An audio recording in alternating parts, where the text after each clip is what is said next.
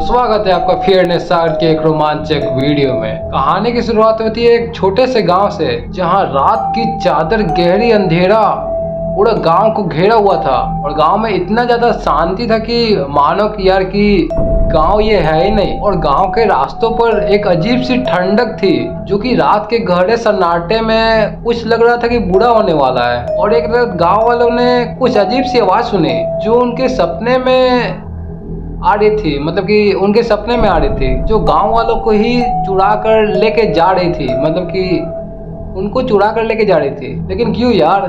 और गांव वालों ने अपने घर से धीरे धीरे बाहर निकलना भी बंद कर दिया था, मतलब कि ना के बराबर। लेकिन एक दिन एक गांव का युवक ये सोच कर निकल जाता है कि आखिर गांव में हो क्या रहा है, जो कि वो अपने घर से बिना पूछे और बिना बताए घर वालों को वो धीरे धीरे रात के गहरे सन्नाटे में घर से बाहर निकल जाता है ये छानबीन करने की आखिर हो क्या रहा है। और वो गांव में घूम ही रहा होता है तो उसे अचानक जंगल में से एक अजीब सी रोशनी चमकती है, मतलब कि एक अजीब सी रोशनी चमकती है और उसको दिखाई देती है। तो वो उसका पीछा करता है, तो पीछा करते करते उसे पता चलता है कि ये तो रोशनी मंदिर से आ रही है, मतलब कि गांव के पुराने मंदिर जो जंगल में स्थित था वहां से आ रही है। तो वो मंदिर के पास जा ही रहा होता है, तो मंदिर से जो रोशनी आ रही थी वो एग्जैक्टली मंदिर से नहीं आ रही थी। मंदिर के सामने एक बरगद का पेड़ था, तो उसी के जस्ट सामने एक रहस्यमय महल था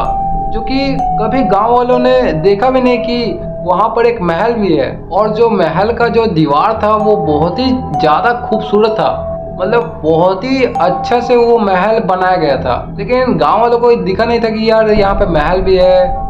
तो वो महल को देख ही रहा होता है, उसकी खूबसूरती को परख ही रहा होता है, तो अचानक उसको एक मुस्कुराता चेहरा दिखता है, मतलब एक स्त्री का चेहरा दिखता है जो कि उसने कभी देखा भी नहीं था उसको, जो कि महल के ऊपर थी और ऊपर ही से उसको देख रही थी। मतलब जो गांव का युवक था उसको देख रही थी और पता नहीं यार क्यों देख रही थी, लेकिन देख रही थी। तो जो गांव का युवक था उसको देखकर मोहित हो जाता है, मन मोहित हो जाता है। लेकिन वो गांव वाला जो था वो बहुत ही ज्यादा चालाक था, इसलिए वो उसके पास नहीं गया। मतलब कि उसका जो मुस्कुराने का तरीका था वो बहुत ही ज्यादा क्रीपी था। तो वो उसको अनदेखा करके सीधा गांव में वापस लौट गया। तो गांव में जब अगला सवेरा हुआ तो गांव में एक बूढ़े चचा थे जो कि गांव के बारे में कुछ जानते होंगे। तो उस व्यक्ति ने उस चचा से पूछा कि मैंने कल गया तो वहां पे मुझे एक महल दिखा। उस बूढ़े चचा ने उसको, गांव के जो युवक था उसको बताया कि वो महल भूतिया है जहाँ की एक भूतनी निवास करती है। तो उसने उसका बात को मतलब कि मजाक में ले लिया। जो गांव का नौजवान था उसने उस बूढ़े का बात को मतलब कि मजाक में ले लिया। कह रहे चाचा क्या क्या बोल रहे हैं, आज के जमाने में भूतनी भी होती है क्या? तो वो सोचा कि यार ये मुझे झूठ बोल रहा है, तो उसका बात वो टाल दिया। तो फिर अगला रात को जाते जाते वो बूढ़ा इंसान उससे ये भी बोलता है कि उसको देखने वाला अभी तक कोई जिंदा नहीं रहा। उसको ये बात समझ में नहीं आया। तो जो नौजवान था वो सोचा कि यार ये सब मेरे से ये कर रहे हैं, मतलब कि मुझे बुड़बक बना रहे हैं। तो रात को वो गया वहीं पे। तो गया तो अब की बार वो अकेला नहीं गया, कुछ लोग को साथ में ले गया।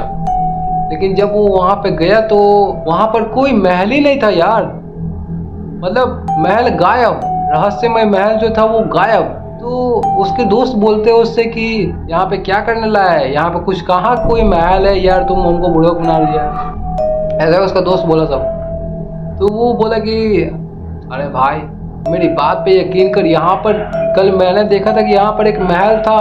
तो उसके दोस्त उससे बोलते हैं कि अबे यार तूने आज ज़्यादा ही कुछ पी लिया है, इसलिए तू यार बहकी बहकी बात कर रहा है। उसके दोस्त वहाँ से चल जाते हैं। तो वो कहते कि नहीं मैं अब यहीं पे रहूँगा, यहीं पे सोऊंगा, मुझे आज यहीं पे रहने दो। तो उसके दोस्त कहते कि ठीक है रह यहीं पे।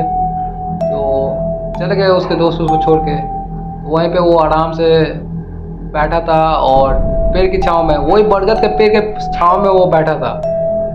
तो रात का समय हो रहा था भाई, तो कम से कम 9:30 हो रहा था, 9:30। तो वो पूरे नशा में एकदम धुत था तो यार उसे नींद आ गया था। तो नींद आ गया था तो वो सो गया, मतलब कि